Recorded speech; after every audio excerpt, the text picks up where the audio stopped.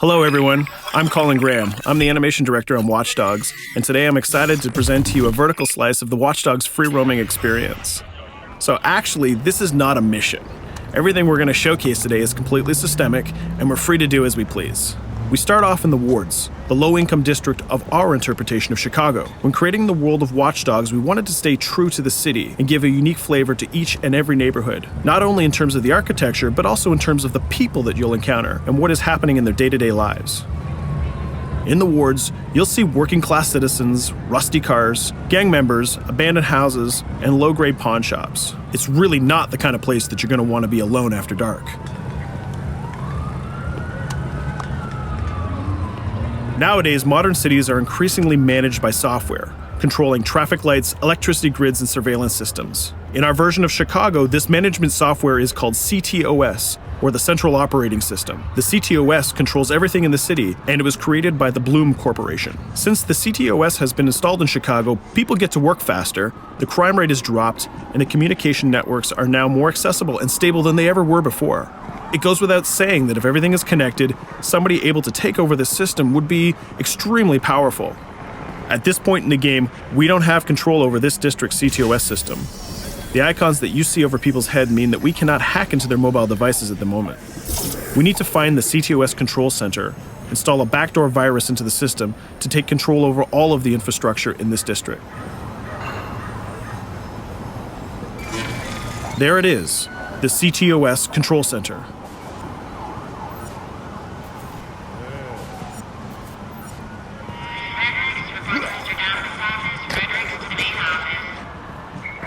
Watch it. You're walking someplace you got no business. It's heavily guarded. Let's see if we can find the server access codes from a distance. With cameras, we can explore restricted areas without being spotted, tag different guards, and access details on their lives. What the hell is she doing with that weasel motherfucker? It seems that Bloom employees all have a sort of shady past. There it is, the access code to the server room. Unfortunately, we can't access the server via the cameras. We need to sneak inside. One thing that was really important to us when we designed Watch Dogs was to fully support different player styles. Every situation in the game can be tackled the way the player sees fit.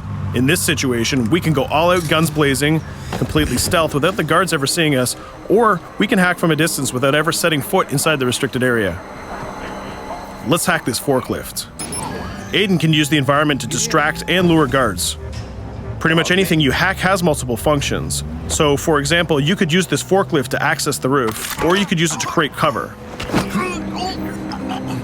Hacking in Watch Dogs is all about player expression. Let's set an improvised explosive device so we can hack it a little bit later.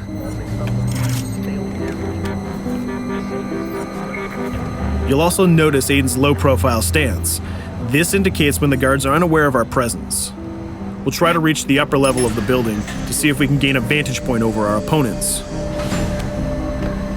Everything in the environment can be hacked, so we're going to make some dynamic cover.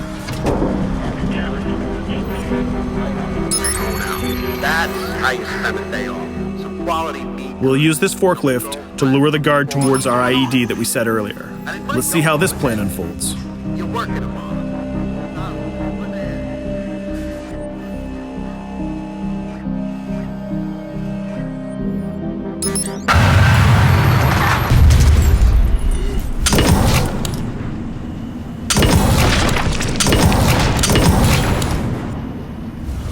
What you just saw is called focus. It represents Aiden's analysis capabilities and his quick reflexes. This gives the player more time to combine core game mechanics together, such as shooting, hacking, and driving, in order to handle more complicated situations.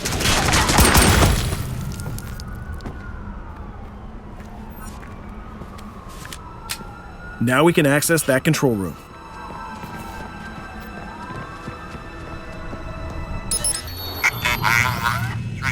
Drop 2, 5.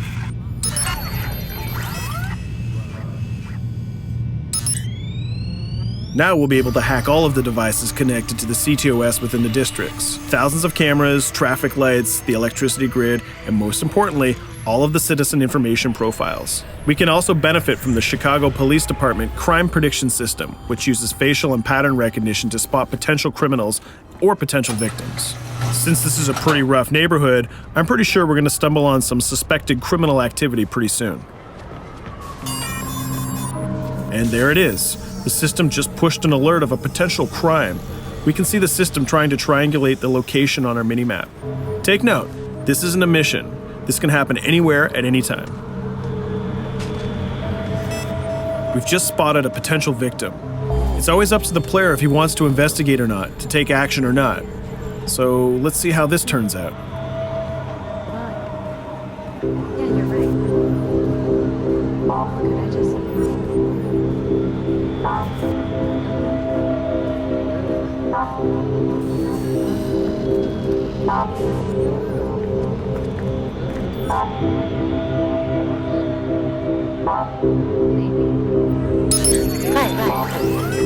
You think you're leaving me, huh?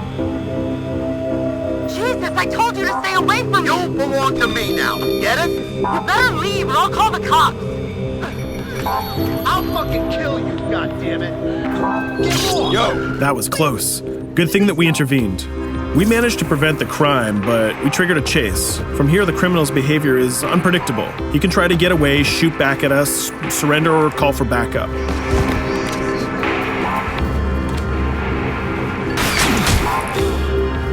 It seems like he decided to get away by car. Let's chase him down. In Watch Dogs, we have a wide variety of vehicles. Each one of them has their own unique properties and handling. Let's see how we can use the CTOS to our advantage to neutralize this criminal and leave the cops to deal with him later.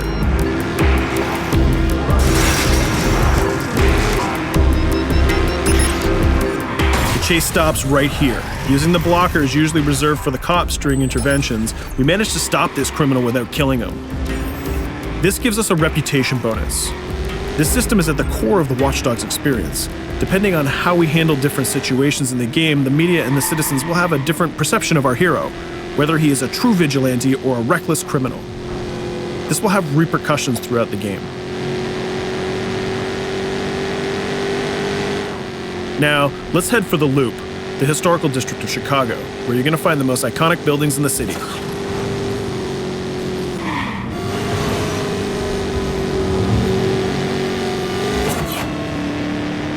We're going to go to a gun shop to see what arsenal is available for players. The economy is a big part of Watch Dogs. Players will be able to grow their arsenal with weapons and craft their tools in order to increase their power and their hacking abilities.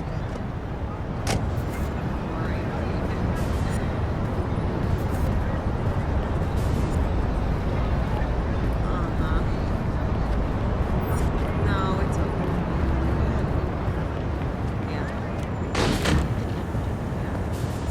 You will find all of the weapons that you would expect in a traditional shooter. Pistols, assault rifles, guns, sniper rifles, and grenade launchers, just to name a few. A lot of bullets were fired in our last encounter with the CTOS guards. Let's stock up on some more ammo. Finding everything.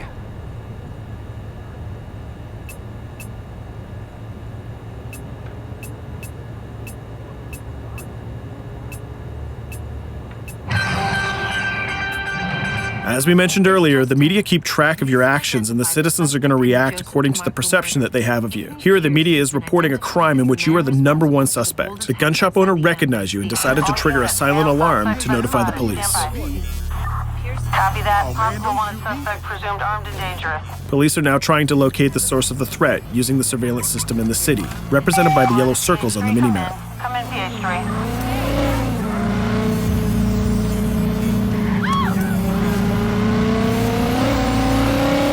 Aiden is able to stall their efforts by hacking into their communication systems while avoiding the scanning areas.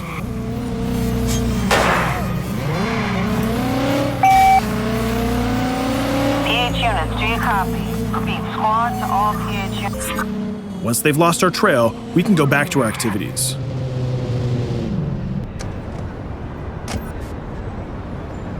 One thing that Bloom did to win over the population of Chicago with the CTOS project was to install free Wi-Fi hotspots throughout the city. Free Wi-Fi is cool, but not very safe with someone like Aiden Pierce around. Hacking into this box is going to give us access to every device that's connected to it. So let's see where that brings us.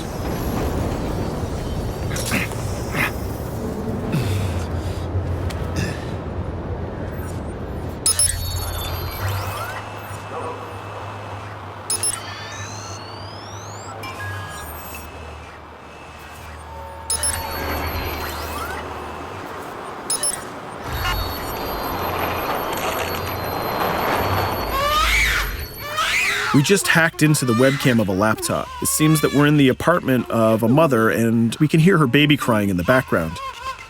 Her bank information is in her mobile phone sitting right there on the table in front of us. It's totally up to the player whether we decide to steal it or not. Of course, this won't affect our reputation because nobody can witness this action. Just like in real life, nothing is totally black or white, but rather many shades of gray. This is exactly the situation where we want the player to question his own morality.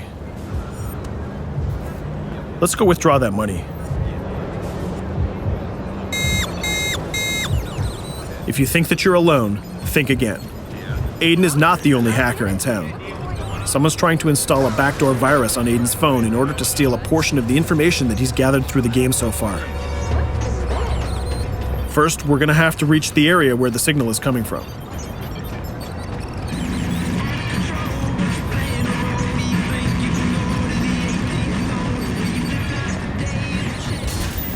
Using our profiler, we're going to try to identify the hacker before the installation finishes.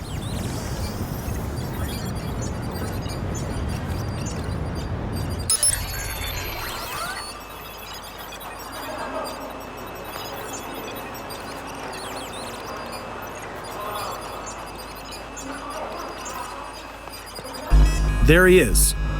In Watch Dogs, things aren't always what they seem to be. This is actually another player that seamlessly came into our single-player experience. Let's not let him get away with this. We're going to teach this guy a lesson.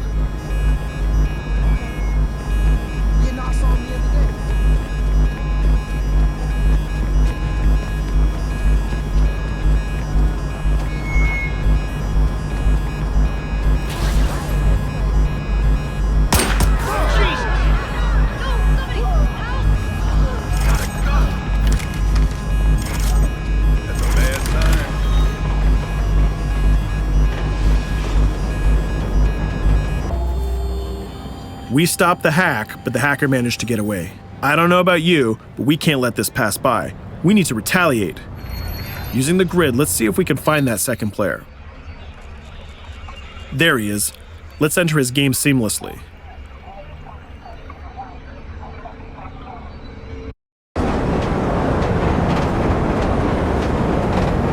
The second player is not yet aware of our presence.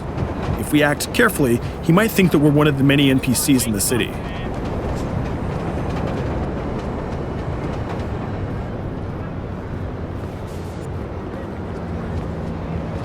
What was that?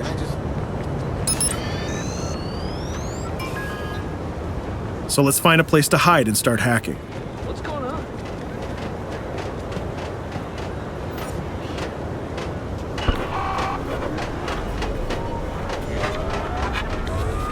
The second player has just been alerted that a breach has occurred on his phone. He's trying to find us using his profiler.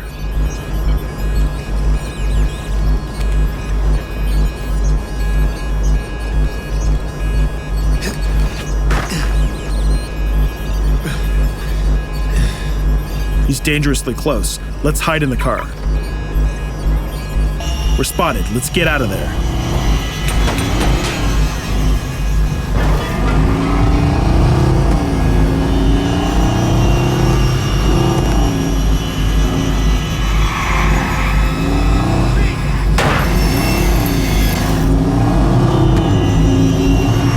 Let's set up an ambush right here. By dragging the other player back here into the alley, we make sure that no civilians get hurt during the firefight. We didn't succeed in hacking the second player, but we did get a little bit of revenge. So that's what we have time for today. We hope you enjoyed our quick gameplay session. Stay tuned for more about Watch Dogs.